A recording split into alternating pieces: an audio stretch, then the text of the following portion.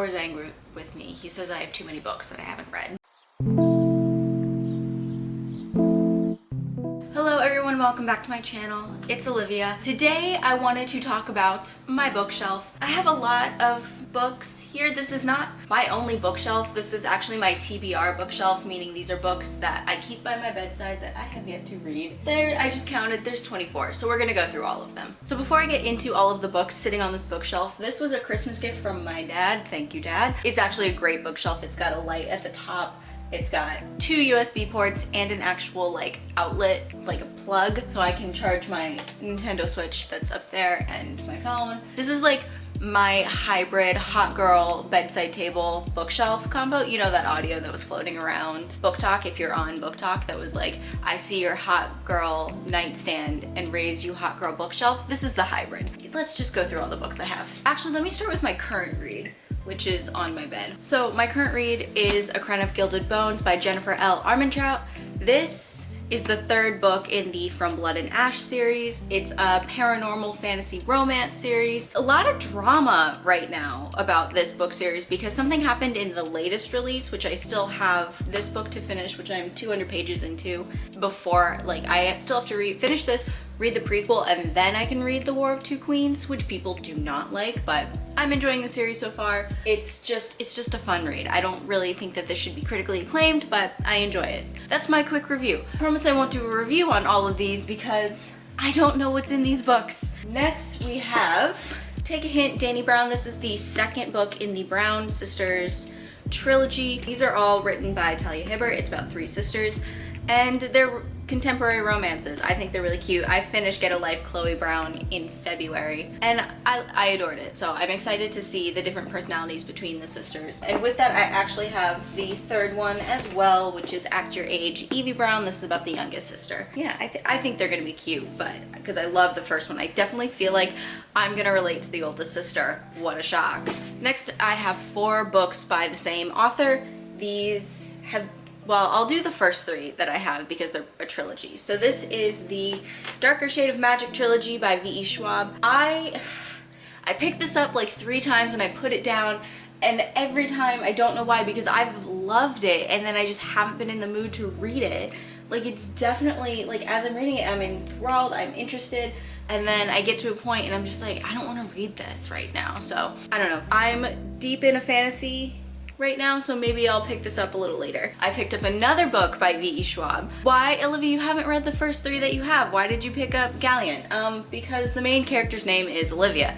This seems like, I mean, first of all, the cover is freaking gorgeous. Premise to me is very gothic novel, which, you know, House on a Hill, Mexican Gothic is one, which is like the last one I read. I think it's my Dark Vanessa classic Gothic novels.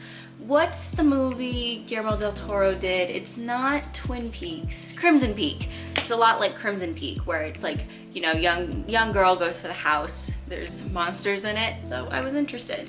And someone on Book Talk was showing off the artwork, and I said, well, yeah, I think that let me see a good one. Like, we're showing off the illustrations, so I think that it needs to be in my bookshelf. Oh, this is gonna be a long video because I talk too much. Next book on the shelf is Our Crooked Hearts. This is an advanced reader copy that I received from Flatiron Books when I hosted a giveaway with them. And this is by Melissa Albert, who wrote the Hazelwood trilogy, which I talk about all the time. And this one is her next book. This is about, it's basically what I was told is that it's a dark fantasy, kind of urban fantasy about a mother and a daughter and the secrets they get from one another and their relationship. So I think this sounds right up my alley. The next one, I've read a chapter of this and put it down because I was not in a good headspace when I tried to pick it up. This is The Vanishing Half by Brit, Bennett. This is the story of 2 twins that grew up in the 1950s. They are both white passing. One grew up and stayed in her black neighborhood. The other one completely shed her identity, essentially, and went on to live her life as a white woman with a kid. And it's not until the kids reconnect that they kind of talk about their experiences living as they have. I read the first chapter, and again, super interested. I do this, I'm such a mood reader where I pick things up, I read a chapter, and then I put them down, and then I come back to them later. So this is one of them. But I like need to read this. I'm like kicking myself for not reading it and instead picking up a dumb romance, but it's what I do. Next we have Skin of the Sea by Natasha Bowen. I believe this is a Little Mermaid retelling. I saw mixed reviews on this one recently, but I'm still gonna read it anyway just because I saw the cover and I thought, you're coming home with me. So that was why I picked it up. Next, we have, this is another contemporary romance. This is If the Shoe Fits by Julie Murphy. And this is just a Cinderella retelling, but the main character is a plus-size woman. I think it'll be cute. I love a good contemporary romance. Also, going back to A Crown of Gilded Bones, the description of Poppy that was in this book specifically just confirmed my suspicion that she was also plus-size, because like, it's so nice to see. I personally love a diverse bookshelf, and seeing a fantasy character that's not like stick skinny, blonde, like it's just nice. So that's why I like Poppy. Anyway, moving on to another book. This is Harlem Shuffle by Coulson Whitehead. This is a story, actually let me read this one quickly. Yes, this is the owner of a convenience store gets mixed up with some people in the community who are having a hard time paying rent and living because the cost of living is so high. This takes place in the 1960s, and they turn to a life of crime to make ends meet. And it's less about the morality of the whole thing and the fact that we live in a society where being poor is so criminalized. So I picked this up. I saw that, where did I see this? It was probably on like a books you should read for Black History Month list, and I just never got around to reading it during that month, but you should read diverse books year-round. Next we have, this is The Lovely War. Again, I read one chapter. This is the story of 3 women in World War II, but it's being told by Aphrodite? Yes, by Aphrodite. It sounded interesting. It's a thick one too, so I thought it would be interesting. I wanted to get more into some historical fiction. I almost said historical fantasy. I wanted to get more into historical fiction because someone in the book community, I forget who, was talking about how my fantasy romance epic battles, and they're like, I raised you historical fiction, it's got the same element. So I was like, I'll check one out. And of course this one has Aphrodite telling the story. So I love Greek mythology. Next, talked about this one in my books like in my January wrap up and my February TBR. I read one book in February, just was not in a good headspace. This is Ghost by Dolly Alderton, millennial love story, but it's more, again, it's more contemporary fiction, contemporary romance. Well, I would guess it's more literary fiction because it's not mainly about the romance, it's about the life of the main character. That's just the top shelf. We got more down here. Oh boy, so many books. Basically, this video is just me being like, Olivia, you're not allowed to buy any more books. Next we have The Atlas 6 by Olivia E. Blake, and the way I understand it is it's basically like, and then there were 9, like 6, it's dark academia, 6 people go into a library, only 5 come out. People love this book, and for me, ooh, is there illustration in here? Oh my god, there is. Okay, so this is a republished book, and what I mean by that is there was original artwork in that, and then the author and I guess the publishing team went back and added more chapters to this, which is why the cover is different. So it's a little bit different, and people who read the original are saying that everyone should read this version as well, but I would like to get my hands on the original because I like the artwork more, especially on the cover. But look at that, gorgeous. That's exciting. This is a really popular book. Next, picked this one up, didn't finish it. This is A History of the World in 6 Glasses. This is basically like your crash course in human history. I read the first chapter, and unfortunately to me it came across as very like history professor tries to justify his drinking problem. It's really like, I don't know. I'm gonna skim because there is interesting information in it, and I am trying to read more non-fiction, even though clearly I prefer fiction.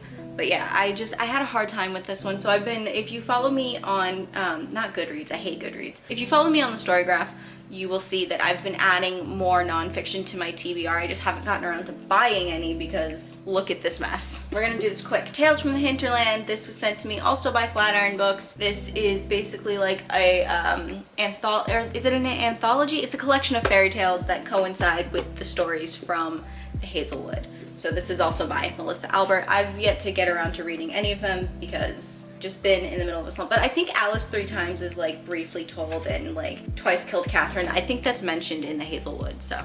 But yeah, I'm excited to see more. Then we have, this was recommended, so I saw Carrie Hope Fletcher talking about this book, and she said that it was so good and it's so short that it's worth picking up. This is Piranesi by Susanna Clarke. Basically a man, it's very, oh my god, what's his name? It's very H.P. Lovecraft, where it's descriptive and short. A man lives in a hallway. He can't remember living anywhere else his entire life. All he knows is that there is another presence in the hallway. So it's a little spooky, but it sounded really interesting, so I'm into it. Next we have Spin the Dawn. This is a library binding copy. This, I was told, is Project Runway meets Mulan. Sounds interesting. Although it seems like it's gonna lean a little young for me, closer to a middle grade, but I've got no problem reading that stuff because good stories don't have an age limit. Next, we have, again, another book, picked up, put it down. This is These Violent Delights by Chloe Gong. It's Romeo and Juliet, West Side Story, but it takes place in 1920 Shanghai, and there is this curse that's going around, this sickness that makes people want to tear their throats out. Yeah, it was a little slow going in the beginning, and I read it in July when I wasn't really in a reading cycle, or I tried to pick it up in July when I wasn't really in like a reading cycle, but it seems interesting. I'll have to give it a second shot. Next, we have a banned book. This is Mouse by Art Spiegelman. This book is currently being banned in schools for nudity and something else, something ridiculous. This book is about the Holocaust. It's a graphic novel, comic book-esque thing. There's no reason for this to be banned. I don't need to say anything else. Pick this up. Also, my friend Sarah read this in college and she really liked it. Next, I think this was part of like a buy two, get one free from, not Barnes & Noble, from Books A Million. This is Red Queen by Victoria Aveyard. There's like 5 books in this series. Can't remember anything about this. Don't feel like reading the synopsis, but it's a fantasy, so it's a young adult fantasy, but it seems interesting. Next is a picture of Dorian Gray, portrait of a man who, the portrait shows all of his sins, but he stays looking young. Very interesting. People say it's absolutely beautiful. I read a chapter, put it down. This is why being a mood reader is the worst. You end up with stacks and stacks of books where you're like, I read a chapter, and then I read something else entirely. Next is The Hunger Games. I watched Lena Norm's read. A lot of my book recommendations come from other people, which is why I love the book community so much. So Lena Norm's during quarantine read the entire series, reread, because she had read it before, the entire series, and was talking about how much it relates to our current world. And I was like, sick. I should probably check it out because I was a Twilight girly and I didn't want anything to do with The Hunger Games. They're very different, but unfortunately the movies were billed as being the same or marketed as being the same, so I missed out on a good story, I think, but eventually I'll get to this. Next we have All the Stars and Teeth by Adeline Grace. This is a pirate story, of course I picked it up. Then we have another classic, which is The Fellowship, wow, I don't know why I paused. The Fellowship of the Ring by Tolkien. Haven't watched the movies, haven't read the books. Literally every time I try and watch the movies, I fall asleep. I tried listening to the audiobook, fell asleep. I am determined to read this, and if I find out that y'all are lying about how good this story is, I'm gonna be pissed. Last book is another one I read so much of this book. No, I didn't. How many pages did I read? I read 60 pages of this book, and it is A Woman of No Importance, the untold story of the American spy who helped win World War II. This sounds interesting and wonderful, and when I did read, it was interesting and wonderful. I just put it down. So that's my TBR shelf. I'm ashamed of it. I'm probably gonna finish the Blood and Ash series before I pick anything from this pile, so that means I'm gonna buy 2 more books before I make a dent in that. But yeah, this is my shame shelf. This is my TBR shelf. I hope you have enjoyed. If you would like to see more from me, I do post a ton of reading updates on Instagram and TikTok. Both are linked in the description. Also, I would like to make more bookish videos, so subscribe for that. My next one is going to be dressing in outfits based on my favorite book characters. I'm doing the Armentrout sisters from A Court of Thorns and Roses. I'm going to do Poppy from And Blood and Ash. I think I'm going to do a Nej from Six of Crows. Might do someone else from the Shadow and Bone world. And then I had another one. Oh, Celia Bowen from my favorite book, The Night Circus. So if you're interested in that, please leave a comment down below. Leave me character suggestions if you would like to see that. I will see you next week. Goodbye.